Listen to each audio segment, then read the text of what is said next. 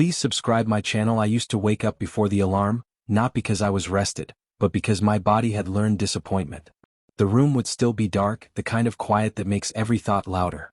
I'd lie there for a moment, listening to her breathing beside me, steady and peaceful, and I'd feel that familiar knot settle in my chest. Every night ended the same way. A turn back. A sigh. An excuse that didn't need to be spoken anymore because we both knew the script by heart. At first, I told myself it was normal. Life gets busy. People get tired. Love changes shape over time. I wasn't asking for anything wild or unreasonable. I wasn't chasing some fantasy. I just wanted to feel wanted by the woman I married. So I tried to be patient. I tried to be understanding. I tried to be quiet about it because I'd learned early on that bringing it up only made things worse.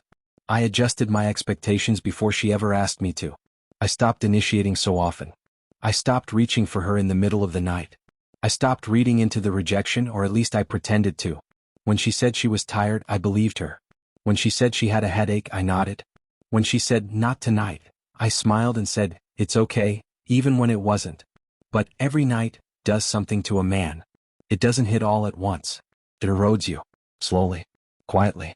You start to wonder when the last time was that she looked at you with desire instead of tolerance. You replay old memories trying to figure out when things shifted. You start blaming yourself in small ways. Maybe I'm not romantic enough. Maybe I've let myself go. Maybe this is just what marriage turns into if you're not careful. I didn't withdraw right away. That came later. First, I tried harder. I did more around the house. I planned weekends. I listened. I complimented her even when she brushed it off. I made sure I was present, available, steady. I thought consistency would count for something. I thought effort mattered. At night, though, nothing changed. The distance stayed. The wall stayed. And every rejection landed a little heavier than the one before. Not because of the physical act itself, but because of what it said without saying it. You're not a priority. You're not desired. You're safe, but you're not wanted. Eventually, something in me started to shut down. Not in a dramatic way. There was no argument. No ultimatum. Just a quiet adjustment I didn't announce. I stopped lingering in bed in the mornings. I stopped trying to catch her eye when we woke up. I stopped reaching for conversation before coffee. When my alarm went off, I got up. When she stirred, I was already in the shower. She noticed, of course. People always do when the dynamic shifts, even if they don't understand why. She asked if something was wrong. I said I was just busy. She said I seemed distant. I said work was stressful. The truth was simpler, but I didn't say it out loud. I was tired of offering closeness that wasn't wanted. I was tired of starting every day with a reminder of what I wasn't allowed to have the night before. Avoiding her in the mornings wasn't punishment. It was protection.